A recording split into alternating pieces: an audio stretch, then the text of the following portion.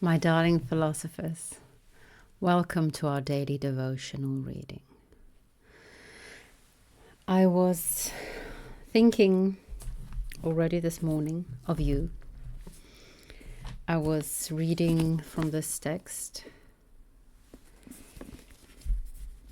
and specifically on,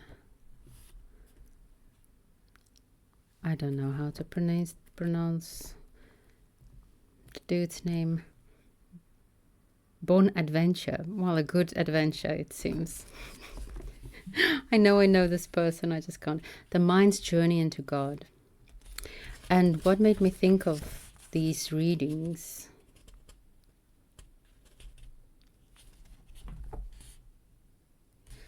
is specifically, there's other things also that I might need to write to Rebecca about.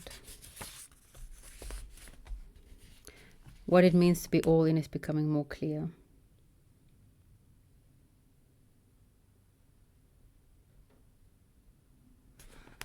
I think I should come back to this again later as well when we speak of something else. A reminder, as Socrates often does, he starts when he has conversations in many of the dialogues. He says, but we should remember to start with a prayer. And as I've mentioned in the past, I do try to keep some sort of liturgy in liturgical structure to this. And so I start with turning inwards, which for me is something akin to prayer. Although it should be more, well, if you turn inwards, I suppose that says a lot of your theology, right? If you turn inwards to speak to the gods. And then I do so lest the reader might think that reading is sufficient without heavenly anointing, or thinking without devotion, or investigation without admiration, or mere observation without rejoicing, or effort without piety, or knowledge without charity, love, intelligence without humility, endeavor without divine grace, the soul as mirror without divinely inspired wisdom. Hence, not a simple intellectual endeavor, but an act of devotion. To the lovers of divine wisdom who are inflamed with its desire.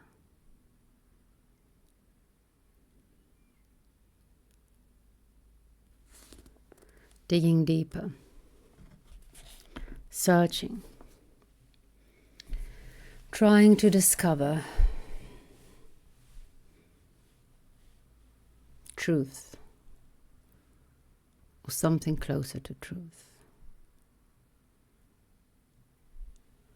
so that we might know, and by knowing,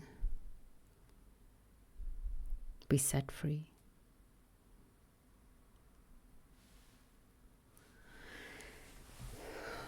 So for a moment, let's turn inward to that still voice within, that silent whisper, the one who speaks without speaking.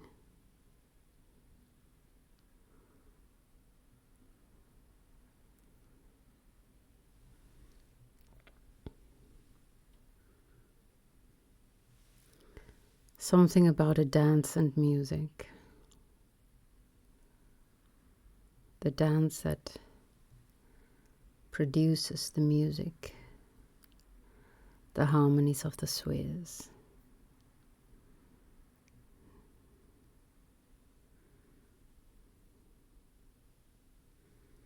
And let us hear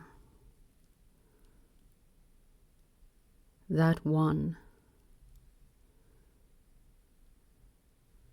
between the lines of Plato.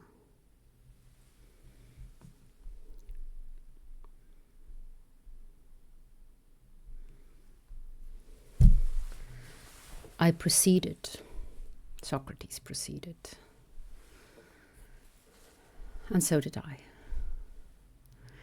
Is not a sophist Hippocrates one who deals wholesale or retail in the food of the soul?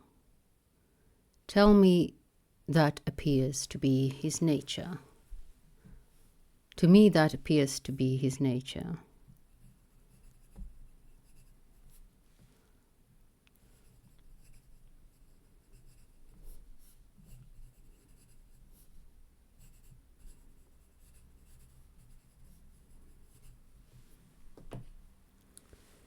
And what, Socrates, is the food of the soul? Surely, I said, knowledge is the food of the soul. And we must take care, my friend, that the sophist does not deceive us when he praises what he sells, like the dealers wholesale or retail who sells the food of the body.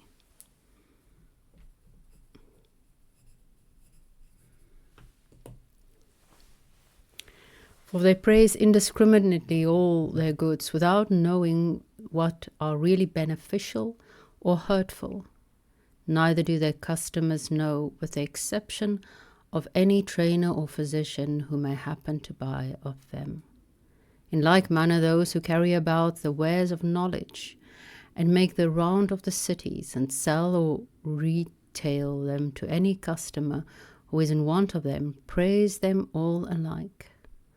Though I should not wonder, O my friend, if many of them were really ignorant of their effect upon the soul, and the customers equally ignorant, unless he who buys of them happens to be a physician of the soul.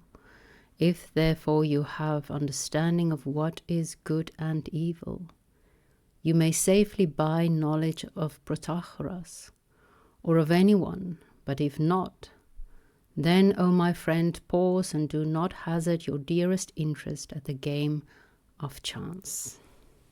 Don't gamble with your soul.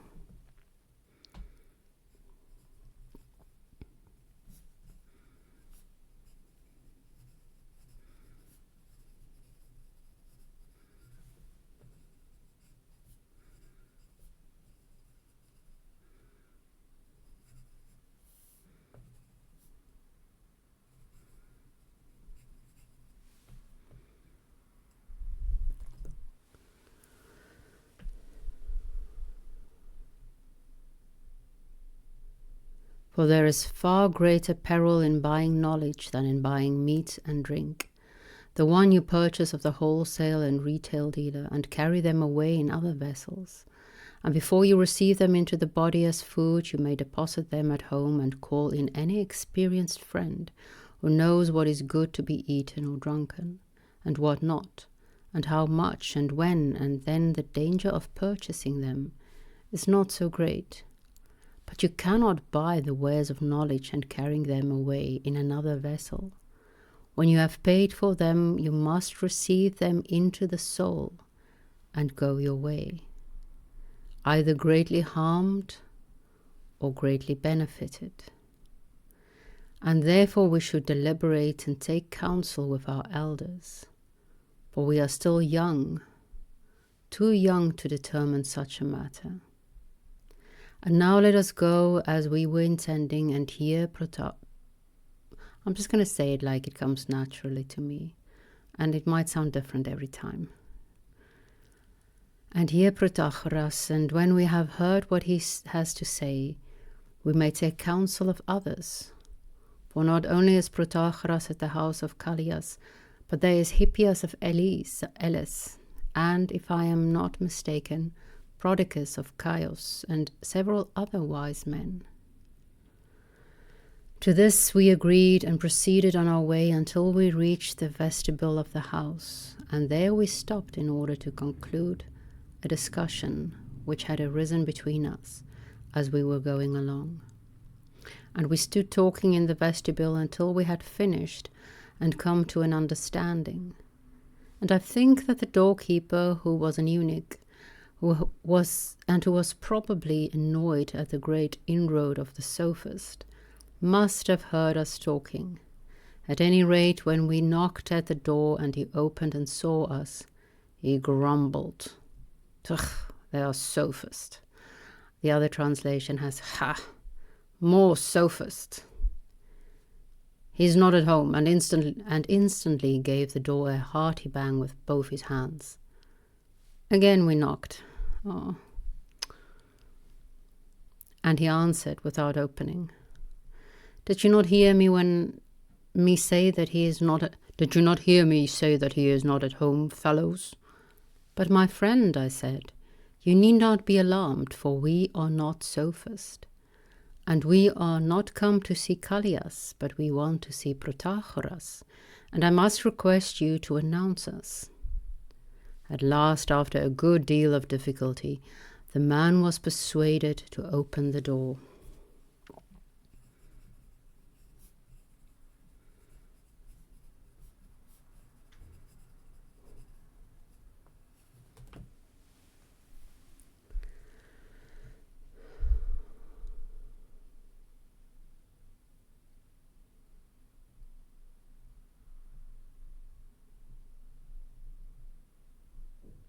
When we entered, we found Protagoras taking a walk in the cloister, and next to him, on one side, were walking Callias, the son of Hipponicus, and Paralus, the son of Pericles, who by the mother's side is his half-brother, and Charmides, the son of Glaucon. On the other side of him were Xanthippus, the other son of Pericles, Philippides, the son of Philomenus, and Antimurus of Mende, who of all the disciples of Protagoras is the most famous. Antimurus, okay. Antimoerus. And intend to make sophistry his profession. A train of listeners followed him. The greater part of them appeared to be foreigners, whom Protagoras had brought with him out of the various cities visited by him in his journeys. He, like Orpheus, attracting them with his voice, and they following, or like the flute player of Hamelin. You know what I mean, the Pied Piper. I should mention also that there were some Athenians in the company. Nothing delighted me more than their precision of their movements. They never got into his way at all, but when he and those who were with him turned back, then the band of listeners parted regularly on either side. He was always in front, and they wheeled round and took their places behind him, in perfect order. The other translation mentions explicitly like that it looked like a dance. When I read it the first time, I was reminded of the birds for some reason. A flock of birds swinging all in unison. After him, as Homer said, I lifted up my eyes and I saw Hippias, the Elean, sitting in the opposite cloister on a chair of state, and around him was seated on benches Erimachus, the son of Acumenus, and Phaedrus the Myrmidon, and Andron, the son of Andreoton, and there were strangers whom he had brought with him from his native city of Elis. And some others, they were putting to Hippias certain physical and astronomical questions. And he, ex cathedra, was determining their several questions to them and discoursing of them.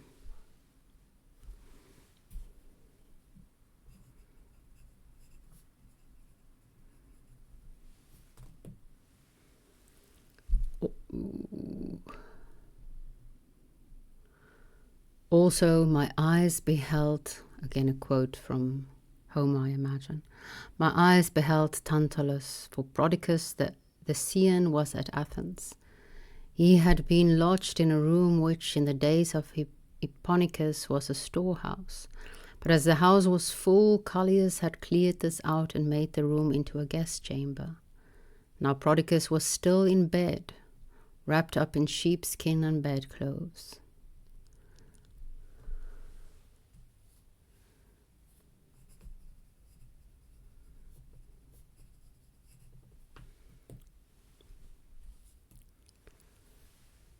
Of which there seemed to be a great heap.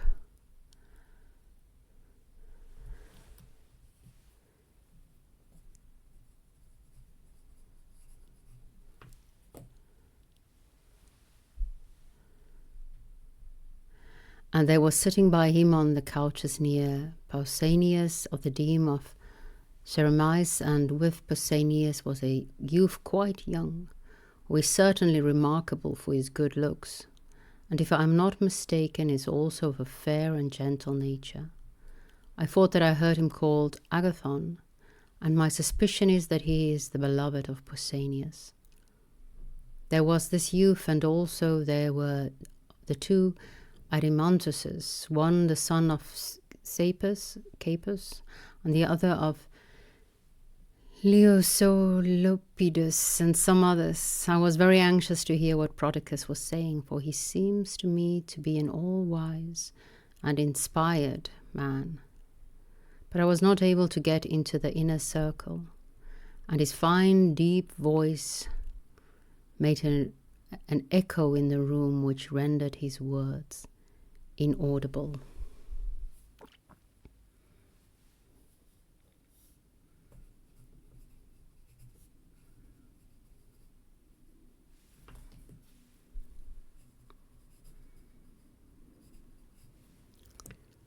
I should remember, I'm going to try to remember, I'm not going to remember speaking in a very deep voice when I read the words of, who is it? Prodicus. No sooner had we entered than there followed us Alcibiades, the beautiful. As you say, and I believe you, I'm not arguing, the other translation says. And also Critias, the son of Calascrus. On entering, we stopped a little in order to look about us, and then walked up to Protagoras. And I said, Protagoras, my friend Hippocrates, and I have come to see you. Do you wish, he said, to speak with me alone, or in the presence of the company? Whichever you please, I said. You shall determine when you have heard the purpose of our visit. And what is your purpose? He said. I must explain, I said, that my friend Hippocrates is a native Athenian. He is the son of Apollodorus and of a great and prosperous house. Hint, hint, he has money to pay. And he is himself in natural ability quite a match for anybody of his own age. I believe that he aspires to political eminence, and this, he thinks, that conversation with you is most likely to procure for him. And now you can determine whether you would wish to speak to him of your teaching alone or in the presence of the company. Thank you, Socrates, for your consideration of me. For certainly a stranger finding his way into great cities and persuading the flower of the youth in them to leave company of their kinsmen and any other acquaintances, old and young, and live with him, under the idea that they will be improved by his conversation, ought to be very cautious. Great jealousies are aroused by his proceedings, and he is the subject of many enmities and conspiracies. Now the art of the sophist is, as I believe, of great antiquity. But in ancient times those who practice it, fearing this odium, veiled and disguised themselves under various names, some under that of poets, as Homer, Hesiod, and Simonides, some of the hierophants and prophets, priests and prophets, as Orpheus and Musaeus, and some, as I observe, even under the name of gymnastic masters, like Icus of Tarentum or the more recently celebrated Erodicus, now of Selymbia and formerly of Megara, who is a first-rate sophist. Your own Agathocles pretended to be a musician, but was really an eminent sophist. Also Pythias the Cean, and there are many others. What is that appeal to authority thing? If only the authorities' names were easier to pronounce. And all of them, as I was saying, adopted these arts as veils or disguises, because they were afraid of the odium which they would incur. But that is not my way, for I do not believe that they effected their purpose, which was to deceive the government, and who were not blinded by them. And as to the people, they have no understanding, and only repeat that what their rulers are pleased to tell them. Now to run away, and to be caught in running away, is the very height of folly, and also greatly increases the exasperation of mankind. For they regard him who runs away as a rogue, in addition to any other objections which they have to him. And therefore I take an entirely opposite course, and acknowledge myself to be a sophist and instructor of mankind. Such an open acknowledgment appears to me to be a better sort of caution than concealment. Nor do I neglect other precautions, and therefore I hope, as I may say, by the favour of heaven, that no harm will come of the acknowledgment that I am a sophist. And I have been now many years in the profession. For all my years, when added up, are many. There is no one here present of whom I might not be the father. Wherefore I should much prefer conversing with you, if you want to speak with me, in the presence of the company.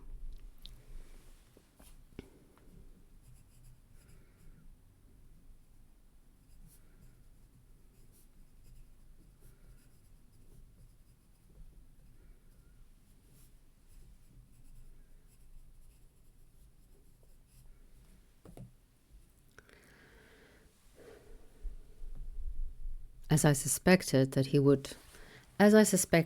would like to have a little display of glorification in the presence of Prodicus and Hippias, and would gladly show us them in the light of his admirers, I said, but why should we not summon Prodicus and Hippias and their friends to hear us? Very good, he said.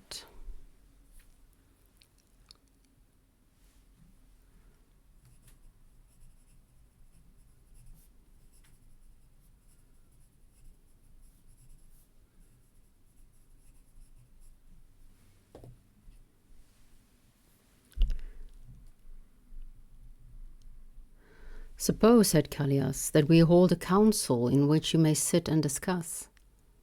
This was agreed upon, and great delight was felt at the prospect of hearing wise men talk.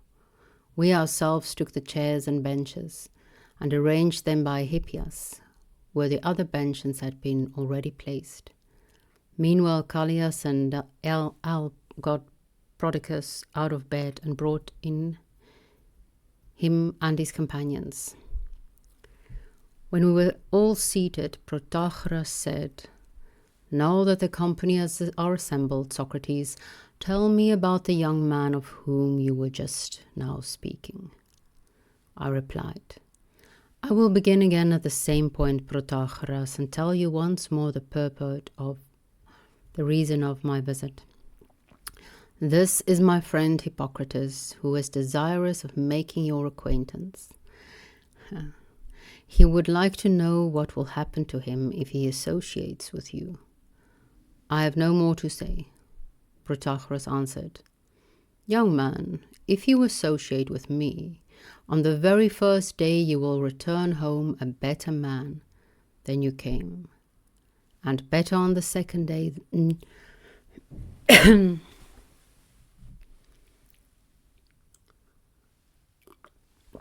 and better on the second day than on the first, and better every day than you were on the day before. When I heard this, I said, Protagoras, I do not at all wonder at hearing you say this, even at your age and with all your wisdom. If anyone were to teach you what you did not know before, you would become better, no doubt. But please to answer in a different way.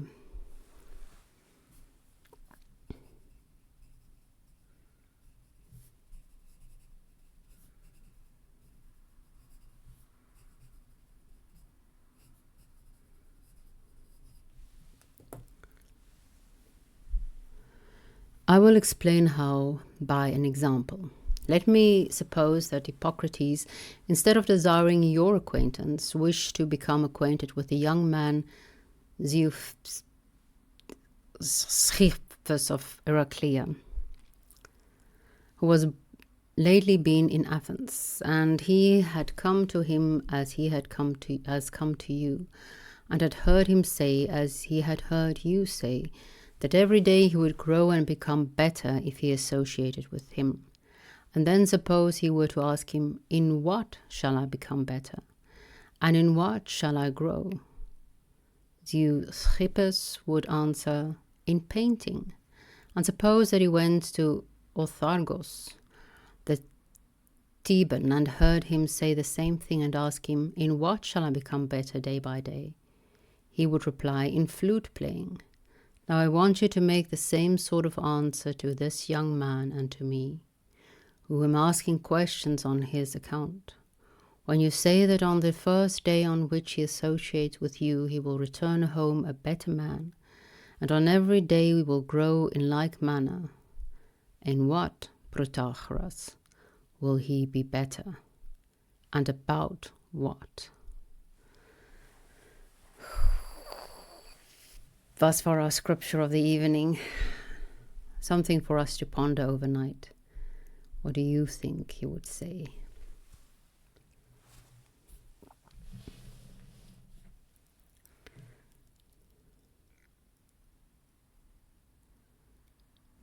The sophist sells the food of the soul, which is knowledge.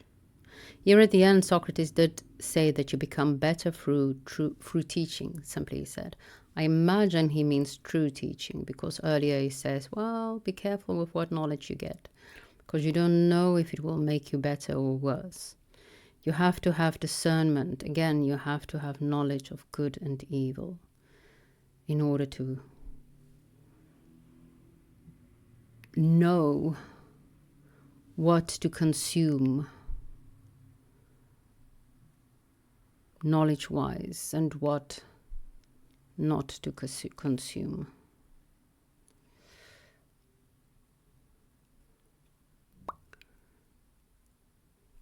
For the health, for the sake of the health of your soul. How do you acquire this knowledge of good and evil, except through consuming knowledge?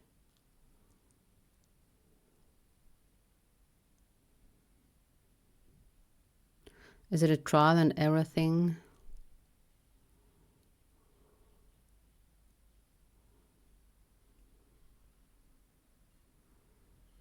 How do we learn? And more specifically, how do we learn the truth? Because it feels as if much of learning is simply indoctrination. We believe what we have been taught by those we trust. And they most often have good intention and teach us what they have learned from the ones they trust. How do we develop discernment? How do we develop knowledge of good and evil? If not by learning, by tasting.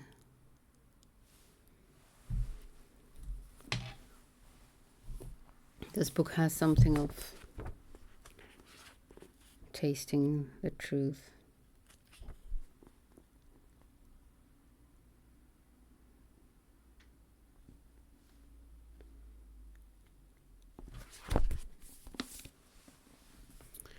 Well, somebody got a new book today Guess who? Yeah, it's me. I'm somebody. I got the new book. So maybe the answer is in there. I don't know.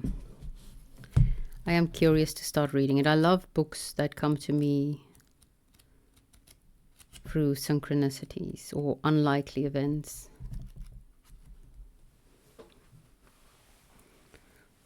Especially when they overlap. Seeing Socrates as a sophist. I did read some. I didn't have a lot of time for reading. I did read some on the sophist from this book today. And it is quite clear. I mean, Socrates have to mention that, no, I'm not a sophist. That Socrates has been seen as one of the sophists by many of his contemporaries. And while I was reading this might be a bit of blasphemy. So forgive me. The sophists are teachers of higher learning.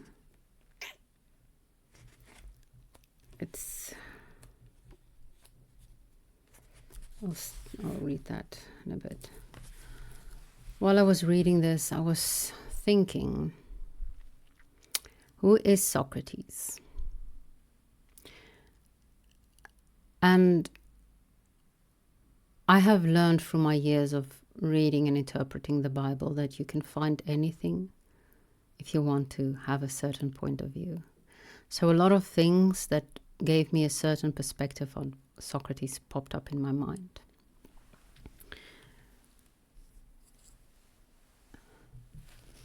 In Aristophanes, I think it's Aristophanes, right? The guy who wrote The Cloud.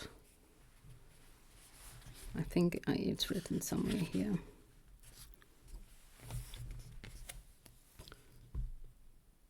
Yeah, Aristophanes.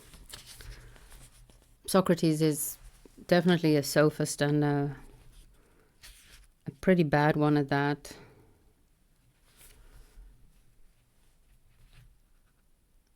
The other, as I've mentioned before, the other writer on Socrates, Xenophon or something. I have all the names here. Why am I trying to remember? No, not Xenophon. Oh yeah, Xenophon, but not, I think, the Xenophon who wrote narrative history. I think it's probably another one. I've heard it said of him that he was a very simple man. Maybe he was, and then I said maybe he wasn't. Maybe Socrates was a simple man. And Plato himself saying that he beautified Socrates.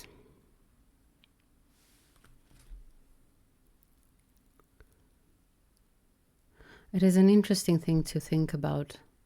Who was Socrates really? It's kind of like the Jesus question, right? This character that made an impression on many, had a deep and lasting influence on a handful of disciples. And then by that, changing history forever. Very likely because of a narrative, a mythology that arose around them and wasn't actually who or what they were. Because I was also thinking of, I took quite offense at, in John's series Awakening from the Meaning Crisis, he speaks of the friend of Socrates who goes to the oracle and asks, is Socrates the wisest man of all? And he says he meant it as a joke. And I took offense at that, being from the, well, from the side of the oracles, I suppose. And I don't think during the recording, but afterwards, me and Sarah spoke on that. And she did a study of the Oracle of Delphi and the lengths that people went to obtain the oracles from this priestess at Delphi. That it was quite absurd to think that people would just go there for a practical joke. But suppose they did. One could imagine then that if you're going to ask a silly question, you're going to ask the most absurd thing possible. Like, who is the greatest fool, the greatest idiot? Although being the greatest fool or being the greatest idiot might mean that you are the wisest indeed. But thinking of who is the most ridiculous person you can think of, and then asking the oracle, is this the wisest person who ever lived? And then causing quite a stir by her just simply saying yes. Amongst men, excluding women, of course. The Greek word sophistes is an agent noun derived from the verb sophizestai, to practice Sophia, to practice wisdom. Sophia, commonly translated wisdom, is a broad term. It can refer to general intellectual ability or spiritual endowment, and it also embraces such specialized skills as building or operating a ship, or composing or performing poetry or music. Techne, in other words.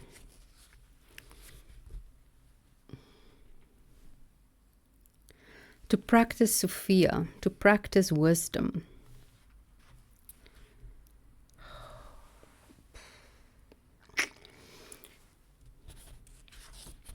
John also said that we find ourselves in very similar situations than Socrates found himself in. A time of a bit of a loss of certainty. Well, that was more actually after Alexander the Great, when everybody discovered that there are other people, as we did. But the sophist here said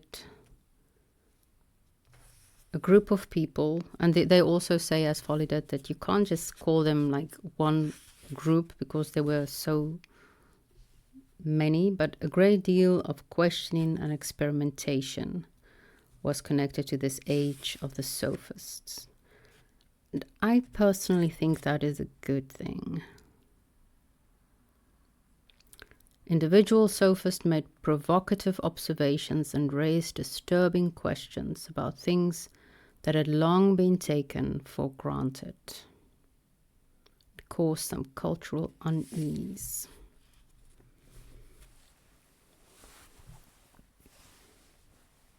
Socrates was condemned to death for exactly those reasons. I think there's a very good case to be made that Socrates was just another sophist. And Plato was an extraordinary writer and made Socrates into the character that we know him as, what we know him today.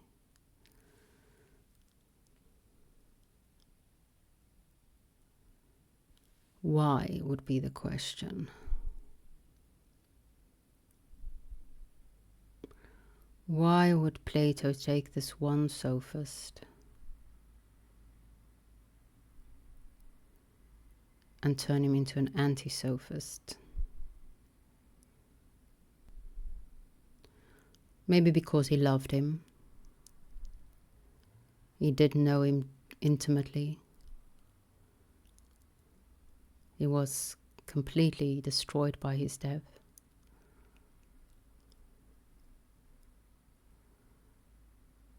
And maybe there's also something in Plato that really wanted to fight the sophists. And so he had to create this hero, this extraordinary figure to put against them.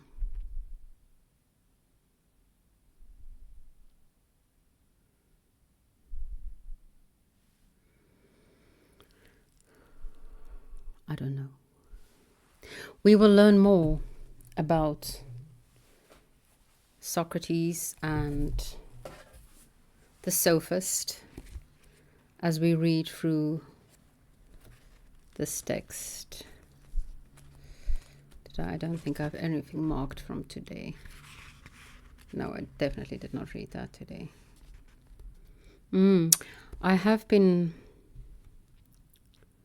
playing with this idea of monism. Today's text that I read from Hegel was all about the mediator. And I'm wondering about to what extent can we participate in this myth making as Socrates and Jesus and others were turned into myths after their death. Because Hegel writes here, and I'm most definitely getting him completely wrong. Through these moments, the negative abandonment first of its own right and power of decision, then of its property and enjoyment, and finally the positive moment of carrying on what it does not understand. It deprives itself completely and in truth of the consciousness of inner and outer freedom, or reality in the sense of its own existence for itself. It has the certainty of having in truth stripped itself of its ego and of having turned its immediate self-consciousness into a thing, into an objective external existence.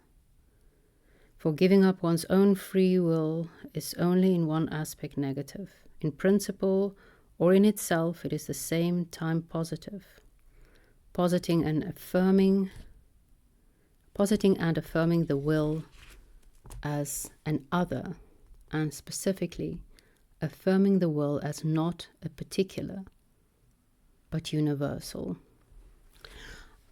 I see in this deification, this theosis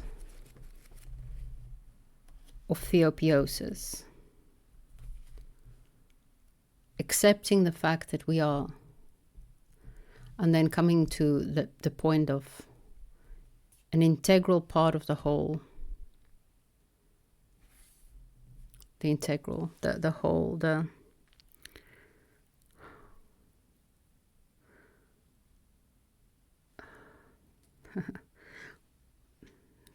Spinozic would be,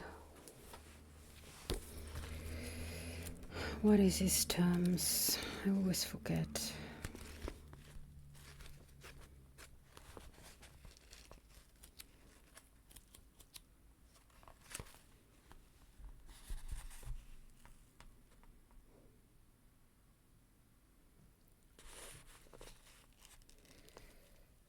Substance and affections.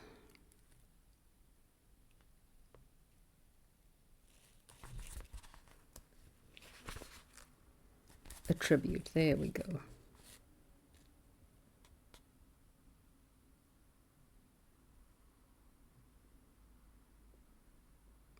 A mode of God, a mode of the substance.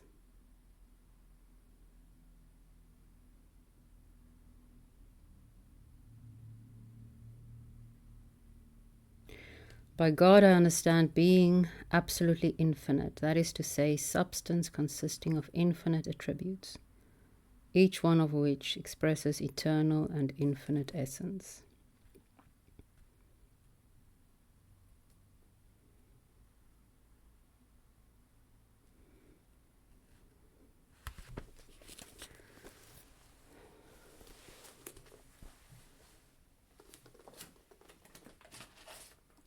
I'll put it back later.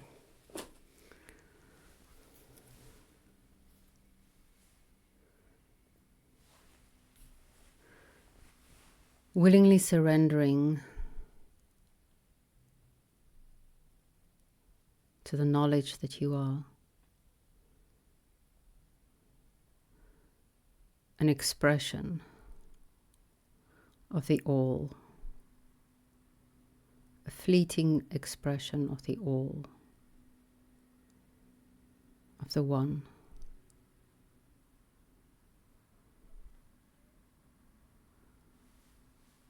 To me, that sounds like theosis.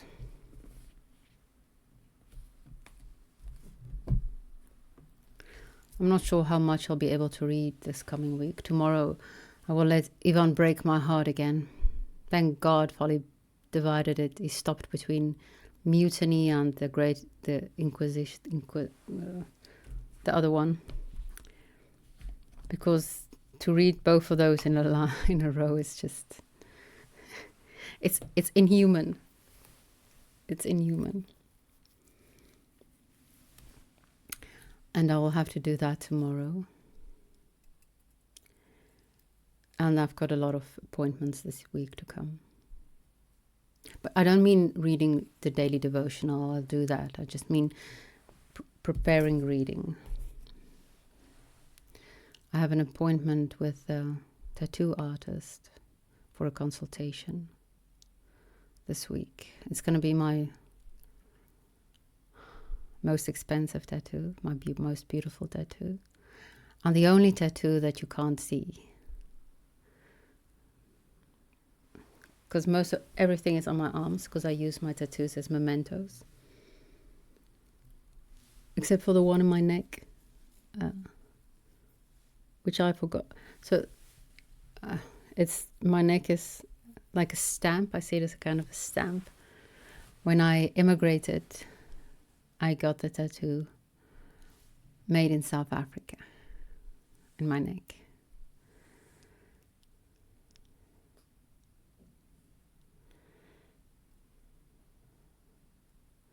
So my most exquisite tattoo will be unseen by potentially everyone except me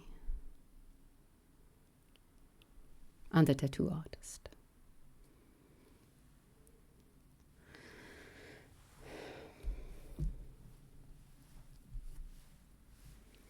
I have many more books next to me, but I don't know.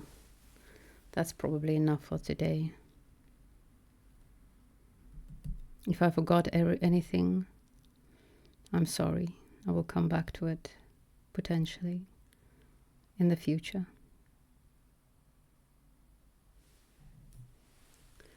Sophia herself will guide your way.